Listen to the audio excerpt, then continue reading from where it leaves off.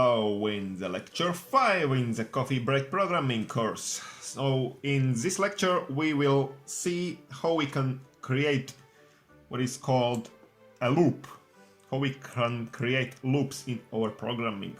So first of all we will see how we can repeat the algorithm without having to just rerun the whole program, repeat the algorithm programmatically, so codes are repeating itself within the algorithm.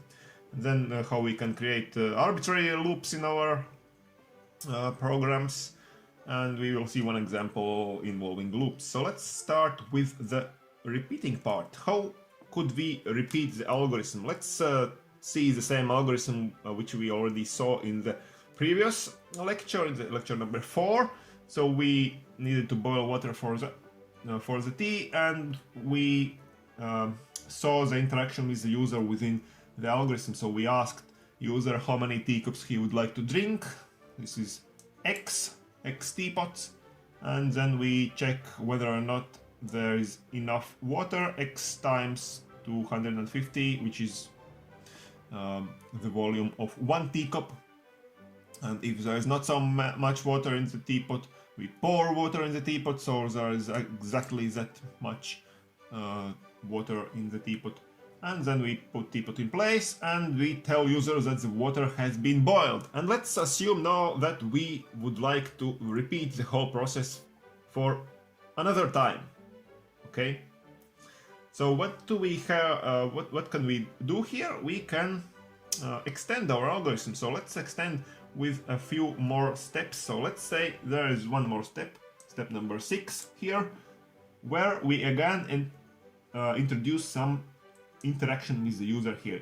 So remember that interaction is going on here only between the user and the performer, the computer that executes the algorithm. So the performer can ask user here whether he wants to boil another pot of water. Okay, ask user something, and remember that asking consisted of 2 parts. There is the so to say the asking part, the posing of the question, printing out the question on the screen, and then there is another part where user really enters his answer.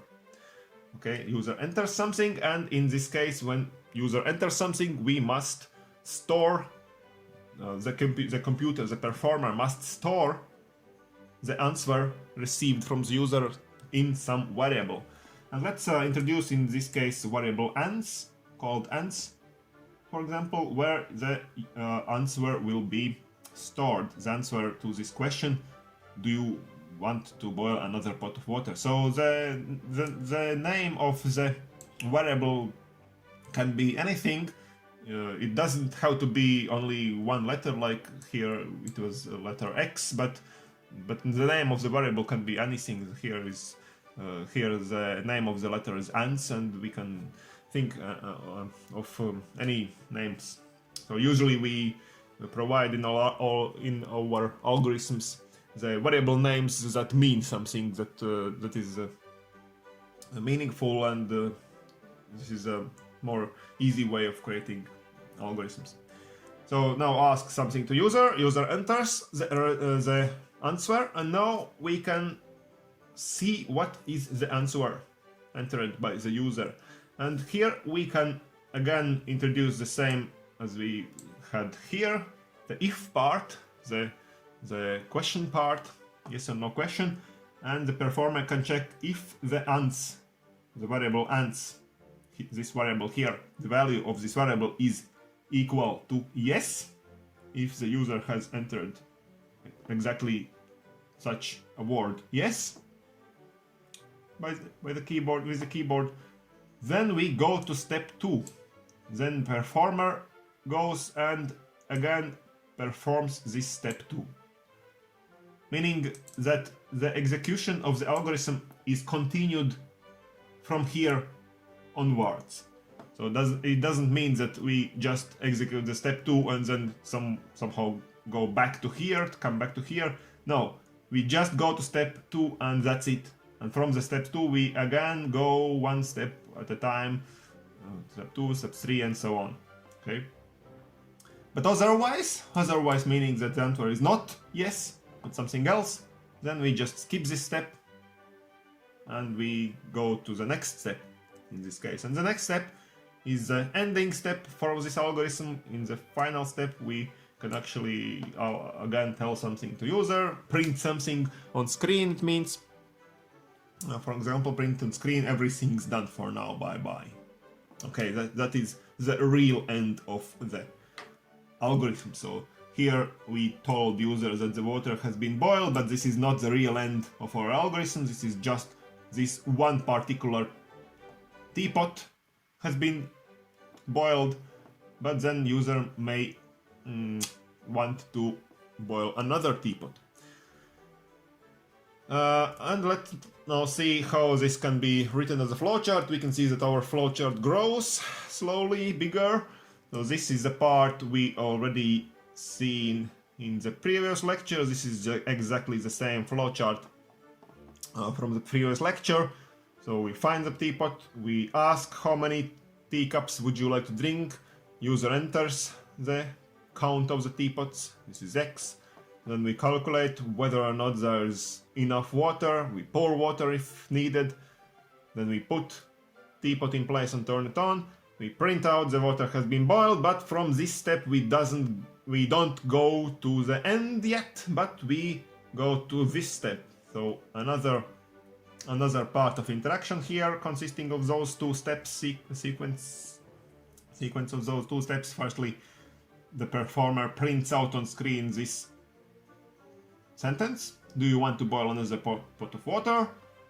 And then again this shape of box means that this is the part where user enters something, the user enters something, and this is called ans. The value of ans is what is entered by the user. And then we go to this step again, the same shape as here in this box we already saw. So the same shape, and this shape means that we as the developers must enter here a question that can be answered only by yes or no. And in this case the question is ans equals to yes? Or more precisely speaking, the value of ans, the value of this variable ans, is it equal to this text in the quotes? Yes. So if user enters something like that, not something like that, but exactly that, yes, then the performer will go along the plus arrow again, and we can see that the performer goes here and again asks user how many teacups would you like to drink this time, and then user enters another count. This is a new value of x and so on.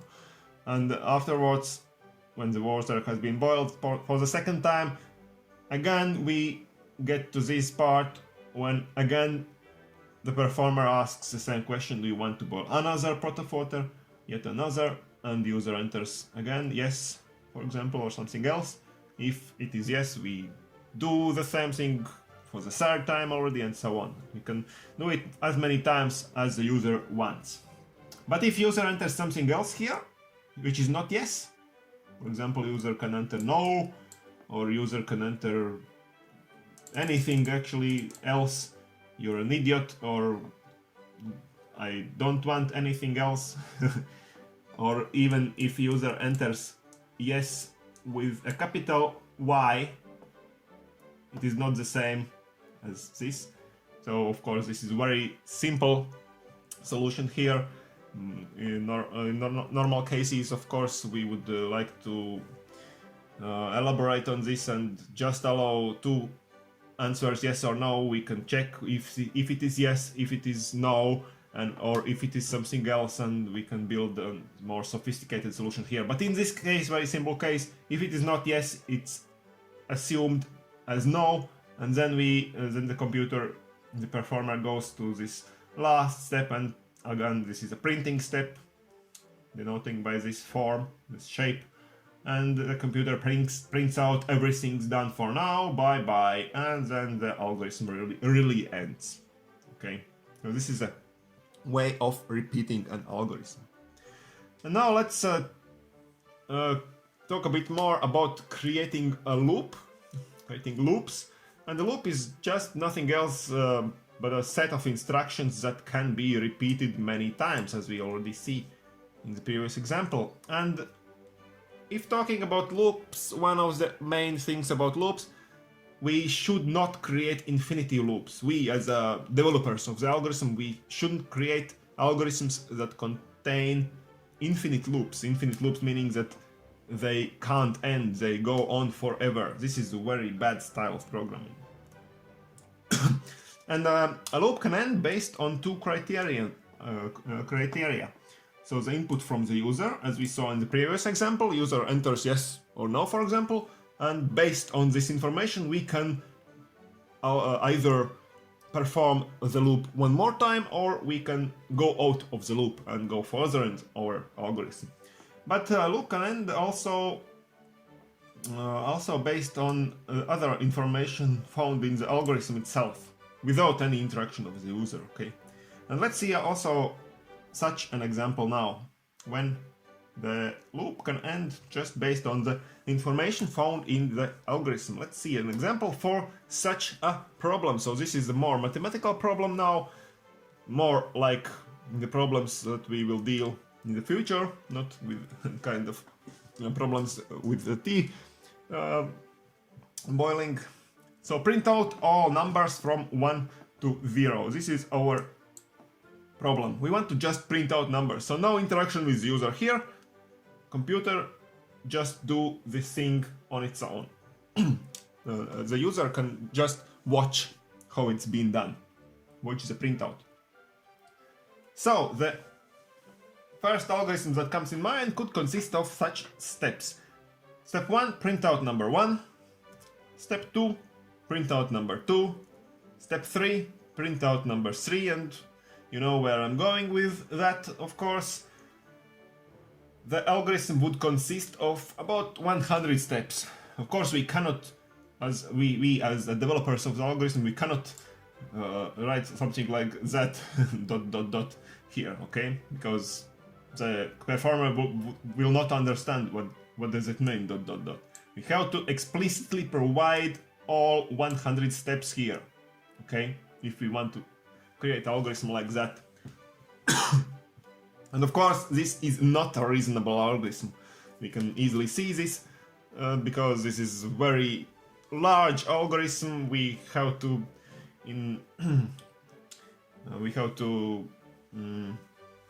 do very much of writing the algorithm, and it is not a reasonable way of creating algorithms. So let's try again. Let's think a bit more smart algorithm now. Smarter algorithm. So step 1 could be to take a variable x again. So just not ask user for entering. Not to ask user to enter the value of x, but just take a variable of x and assign value 1 to x. So x is now equal to 1. Step 2, print out the value of x. Okay, print out. So we can print out either sentences, as we saw in the previous example, but we can also print out value of variables. Okay, some particular variable x, we can print out the value of x. Step 3, increase the value of x by 1. So we change the value of a variable. We can do that also. We can change the value of some particular variable. We increase it by 1. And now let's check if the value of x is now greater than 100. Then we will go to step 5. Otherwise, let's go to step 2 again. So if x is not greater than 100, we go to step 2, we again print the value of x, we again increase the value of x by 1, so x becomes larger and larger, And again, if the value of x is still not greater than 100, we gonna also we again go to step 2. We print out the value of x, we increase the x, and so x becomes larger and larger and larger, and finally the time will come when the value of x will be greater than 100, of course. And then we will go to step 5, and step 5 is just ending the algorithm, nothing else. So let's see the same as a flowchart, very easy, simple flowchart here. And what can we see here? So the step 1 was assigning the first value to our variable x. So first value was 1, and this is how we denote the assignment. We just write the name of the variable, then we use this equality operator that is actually called the assignment operator. We assign value, and here in this right part of the assignment variable assignment operator, we can write value what we would like to assign to this variable x. In this case, the value is just 1. And here is the step 2, print out the value of x. If we want to print out something like that, we only provide the name of the value of the variable. So if we use the quotes, it means that we print out exactly this text in the quotes, the letter x. But if we write without quotes x, it means to print out the value of x. Okay, the value of x in this case is 1. We just print out 1. So this is our computer screen, and here we print out 1 in this step. The computer will print out. Then the next step is increase the value of x by 1, and this is how it's denoted. We again assign some value to x. We assign a new value. New value here is in this case x plus 1. The old value of x plus 1. Plus 1. So this is the typical way how we increase the value of a variable by 1. We write that we assign new value x plus 1 to the value x, and now x becomes 2. And now we ask the question, is the value of x larger than 100? Is x greater than 100? Okay, if it's not greater than 100, we go to the along the minus arrow back to here. We print out x. X is now 2, so we print out 2. We increase x by 1 again, so x is now 3. We go here. Is x greater than 100? No, because x is 3. We go back to here. We print out 3, and so on. But finally, we will reach the time where the x is greater than 100, when the x was when the x will be 101, and then we'll go to this along the plus sign here, and we just end the algorithm, and we will have printed out all the numbers from 1 to 100 during the process. So this is how we organize loops in algorithms. So in today's lecture we learned how to repeat the algorithm, we learned how to build loops, basically. We saw an example involving loops. And that's it for today. Again, please subscribe to this channel, and see you in the next lecture.